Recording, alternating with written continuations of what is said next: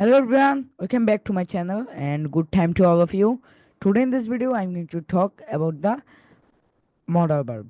আজকের ভিডিওতে আমরা মডাল অক্সিলারি ভার্ব সম্পর্কে এন্ড মডাল অক্সিলারি ভার্বের কুড সম্পর্কে জানবো। আমরা আমাদের আগের ভিডিওতে can be, can have, may be, may have, might be, might have এগুলো আমরা শিখে এসেছি। আজকে শিখবো আমরা কুডের সকল ব্যবহার। So let's start. আমরা চলে এসেছি আমাদের স্লাইডে। আজকে আমরা বাংলা ভাষায় খুব সহজে আমরা মডালটাকে শিখবো। সো প্রথমে দেখবো যে মডার সাধারণত কয় প্রকার। মডার সাধারণত হচ্ছে 9 প্রকার। কি কি? Can, could, shall, should, would, may, might, must. এগুলো আপনাদেরকে মুখস্থ করে ফেলতে হবে। কিভাবে আপনাদের মুখস্থ করতে হবে? যে can, could, shall, should, would, may, might, must, এগুলো আপনাদেরকে এভাবে মুখস্থ করে ফেলতে হবে। সো আজকে আমাদের আগে ভিডিওতে ক্যান, মে অ্যান্ড এ মাইটের সব ব্যবহার শিখে ফেলেছি। আজকে শিখবো আমরা এই কুডের সকল ব্যবহার। সো আজকে ভিডিওতে আমরা যা যা শিখবো এই কুডের সকল ব্যবহার, যেটা আমরা আগে বলে ফেলেছি। সো এখন দেখবো কুড়ের ব্যবহার সমূহ। কুড়ের ব্যবহারগুলো কি কি? অতীতের সক্ষমতার ক্ষেত্রে। অতীতের সক্ষমতাটা কেমন? অতীতের সক্ষমতা হচ্ছে যেমন আমি করতে পারতাম, আমি খেতে পারতাম, আমি যেতে পারতাম, আমি হাঁটতে পারতাম। সেই কাজগুলো কিন্তু আমি অতীতে করতে পারতাম, এখন হয়তো পারি না। সো অতীতের সক্ষমতাগুলোকে আমরা কুট দিয়ে আমরা প্রকাশ করতে পারবো। অ্যান্ড দেন সম্ভাবনা ক্ষেত্রে সম্ভাবনাটা কিন্তু অনেক বেশি হবে। এটা 100% মধ্যে 90% সম্ভাবনা থাকবে কাজটা হওয়ার অথবা করার, আর 10% হচ্ছে কাজটা না হওয়ার বা না করার। সো আমরা সম্ভাবনার ক্ষেত্রে আমরা কুটটাকে ব্যবহার করতে পারি। তারপর হচ্ছে বড়দের কাছ থেকে অনুমতি নেওয়ার ক্ষেত্রে। বড়দের কাছ থেকে পোলাইট রিকোয়েস্ট আমরা যেটাকে বলি, বড়দের কাছ থেকে আমরা যখন অনুমতি নিব তখন আমরা কুট ব্যবহার করব। So, এখন দেখবো আমরা অতীতের সক্ষমতা অর্থে কিছু উদাহরণ। যেমন যেমন কি হতে পারে অতীতের সক্ষমতা? যেমন আমি পড়তে পারতাম, আমি লিখতে পারতাম, সে যেতে পারতো, সে খেলতে পারতো, এখন হয়তো পারে না। সো এই ধরনের বাক্যকে আমরা কিভাবে ইংরেজি করবো? আমি স্ট্রাকচারটা দেওয়া আছে, আমাদের স্ট্রাকচারটা আমাদের ফলো করতে হবে, যেটা হচ্ছে subject plus could plus verb one plus object. স্ট্রাকচারটা খুবই সহজ। যদি একটা উদাহরণ দিয়ে বুঝাই, যেমন আমি পড়তে পারতাম, এখন ইংরেজি কিভাবে করবো? সো প্রথমে আমাদের এখানে সাবজেক্ট বসাতে হবে স্ট্রাকচার অনুযায়ী। সো আমরা সাবজেক্ট এখানে কিভাবে নির্ধারণ করবো? সাবজেক্ট কোনটা হবে? আমি না পড়া, নাকি পড়তে, নাকি পারতাম, কোনটা হবে এখানে সাবজেক্ট?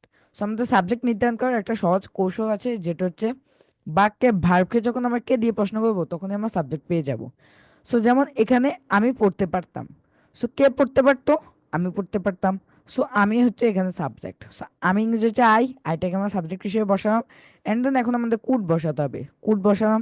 তারপর আমাদের ভার্ব যেটা পড়া, পড়া ইংরেজি হচ্ছে রিড, যেটা আমরা বেস ফর্ম বসাবো রিড, রিড বসালাম। অ্যান্ড দেন অবজেক্ট আমাদের নেই, দ্যাটস আমরা অবজেক্ট দিইনি। যখন আপনাদের কাছে অবজেক্টটা থাকবে তখন অবশ্যই দিবেন। সো আমি পড়তে পারতাম, আই কুড রিড। সে খেতে পারতো, হি কুড ইট। আমি লিখতে পারতাম, আই কুড রাইট। তুমি রান্না করতে পারতে, ইউ কুড কুক। এখন থেকে আমরা সম্ভাবনা অর্থে কিছু বাক্য। সম্ভাবনা অর্থে যেমন কি হতে পারে? যেমন সে আগামীকাল আমাদের বাড়িতে আসতে পারে, তারা সন্ধ্যা 6টার পরে যে কোনো সময় আমাদের বাড়িতে আসতে পারে। সেগুলো কিন্তু সম্ভাবনা। এটা এখানে কিন্তু 90% সম্ভাবনা আছে সে আসতে পারে, আর 10% হচ্ছে সে আসতে পারে না। সো এই ধরনের বাক্যকে আমি কিভাবে ইংরেজি করবো? সো আমি স্ট্রাকচারটা ফলো করতে হবে আমাদের। স্ট্রাকচারটা কি? Subject plus could plus verb one plus object, আগেরটার মতো স্ট্রাকচার। সো কিভাবে আমরা ইংরেজি করবো এই বাক্যটাকে? যেমন সে আগামীকাল আমাদের বাড়িতে আসতে পারে, এখানে এখন আমরা কিভাবে ইংরেজি করবো?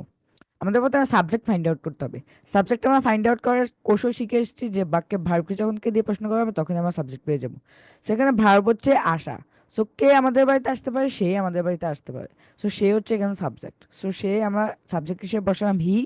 এন্ড আমাদের এখন কুড বসাতে হবে, কুড বসালাম। তারপর আমাদের ভার্বের বেস ফর্ম আসা ইংরেজি হচ্ছে আমাদের কাম, কাম বসালাম। এন্ড দেন অবজেক্ট হচ্ছে বাকি এইটুকু।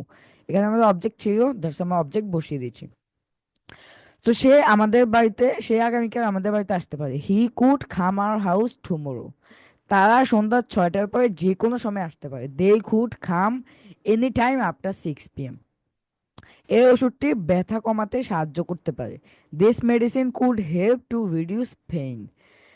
সে পরে আমাদের সঙ্গে যোগ দিতে পারে, she could join with us later. এখন দেখবো আমরা বড়দের কাছ থেকে, যেটাকে আমরা পোলাইট রিকোয়েস্ট বলি। এখন আমরা পোলাইট রিকোয়েস্টটা কেমন হতে পারে? উদাহরণস্বরূপ যেমন আপনি কি আমাকে সাহায্য করতে পারেন, এখানে আমরা বড়দের কাছ থেকে কোনো একটা সাহায্য নিতে চাচ্ছি। সো আপনি কি আমাকে সাহায্য করতে পারেন, আমি কি এখানে বসতে পারি, আপনি কি আমাকে 500 টাকা দিতে পারেন, সে ধরনের রিকোয়েস্টকে আমরা কুড দিয়ে চালিয়ে যেতে পারবো। So, কিভাবে, যদি একটা উদাহরণ দিই, যেমন আপনি কি আমাকে সাহায্য করতে পারেন, এখন ইংরেজি কিভাবে করবো, আমি স্ট্রাকচারটা ফলো করবো। স্ট্রাকচারটা কি দেওয়া আছে, could plus subject plus verb one plus object.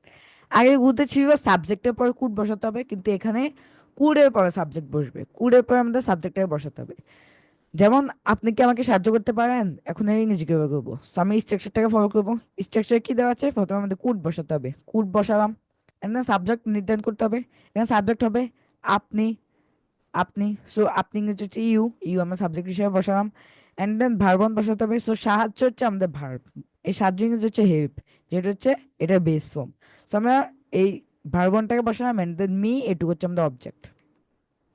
So আপনি কি আমাকে সাহায্য করতে পারেন, খুঁড়ি হেল্প মি, আমি কি ভেতরে আসতে পারি, খুঁড়ে খামিন, আপনি কি, আপনি কি সেটা আবার বলবেন, খুঁড়ি রিপিট দ্যাট, আমি কি এখানে বসতে পারি, খুঁড়ে সিট হেয়ার, সেগুলো কিন্তু পোলাইট রিকোয়েস্ট, সেক্ষেত্রে আমরা কুড বসাতে পারবো। So, আমাদের আজকে ভিডিও পর্যন্তই ছিল। যদি কোথাও বুঝতে সমস্যা হয়ে থাকে অবশ্যই আমাকে জানাবেন, আমি আপনাদের সকলের কমেন্টে রিপ্লাই দেওয়ার চেষ্টা করবো। সো আজকের জন্য এখানে বিদায় নিচ্ছি, দেখা হবে নেক্সট ভিডিওতে, ততক্ষণ পর্যন্ত ভালো থাকবেন, সুস্থ থাকবেন, বাই।